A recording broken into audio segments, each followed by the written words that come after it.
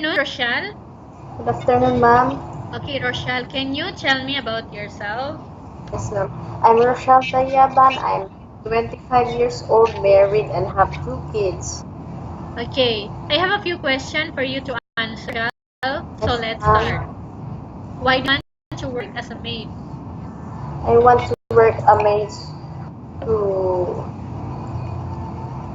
I want to work as a maid to earn money for my children and the future of my children, and to achieve my goals, achieve my dreams, to have my own house and the best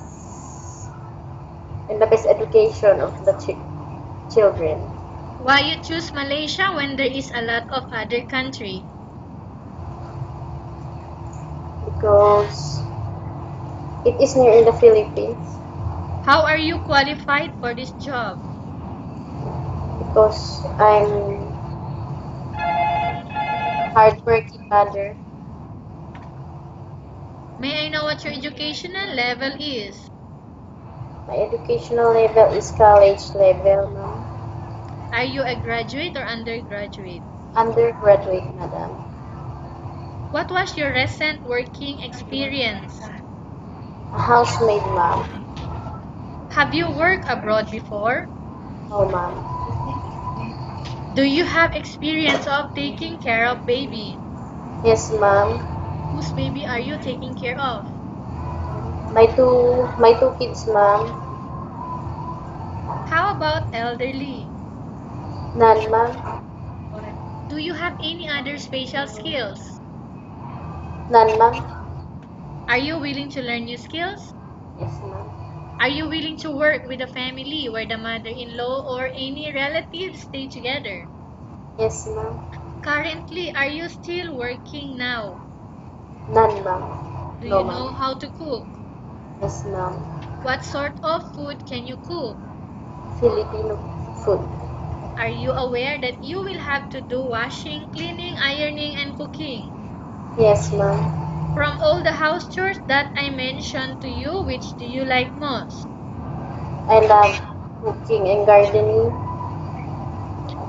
If ever you were selected to work in Malaysia, who will take care of your kids? My husband and my mother. You are not allowed to use handphone during working hours. Yes, ma'am. You are only allowed to use handphone after you finish all the works and when going to bed. Yes, ma'am.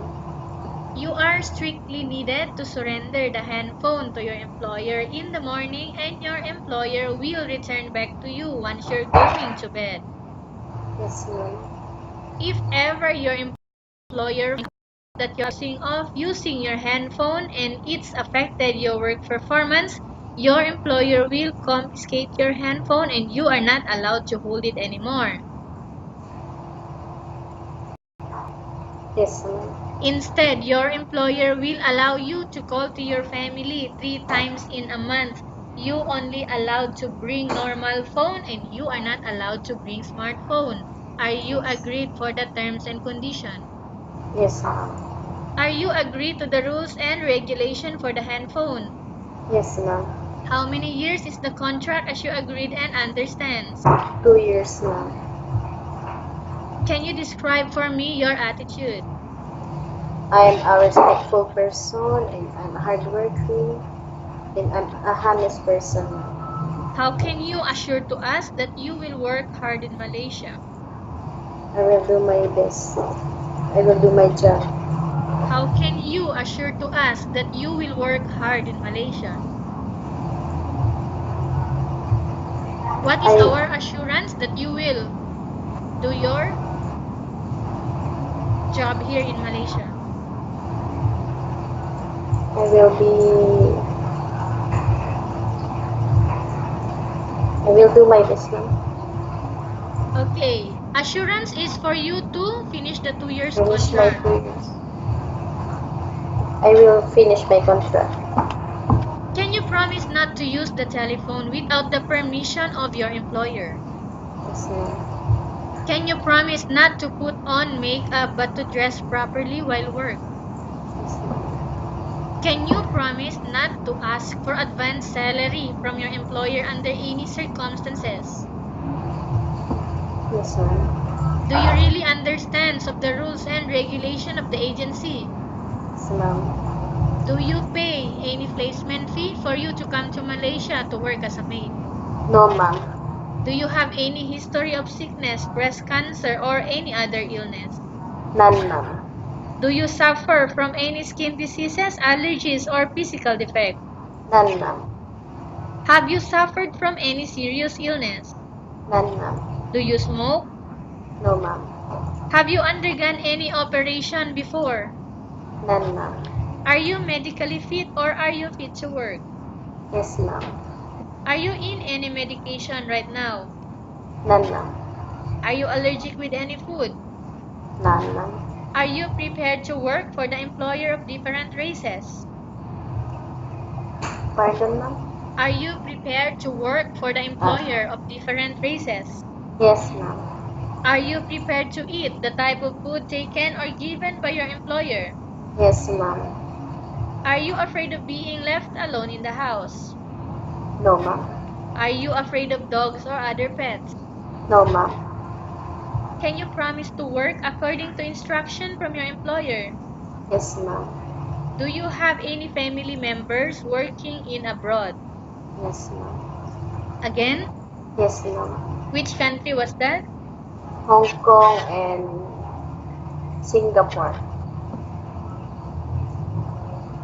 Hong Kong and Singapore and Saudi. Singapore and Saudi. Whose family members? Relatives? My cousin, ma'am. All your cousins? Okay, we have finished our question section. Let's proceed for case study. I have a case study for you and I want you to respond truthfully. Upon arrival in Malaysia within 6 months only, if ever one of your family members passed away, what will you do? I will finish my contract and I will send money for their expenses. Okay. If in case your employer is watching you right now, Rochelle, what do you want to tell them? Hello, ma'am, sir. Nice to meet you, and thank you very much for choosing me as your maid. I promise that I will do my best. I'm a honest person.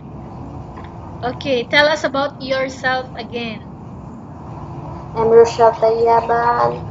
I'm 25 years old and married. And why do you want to work in Malaysia as domestic helper?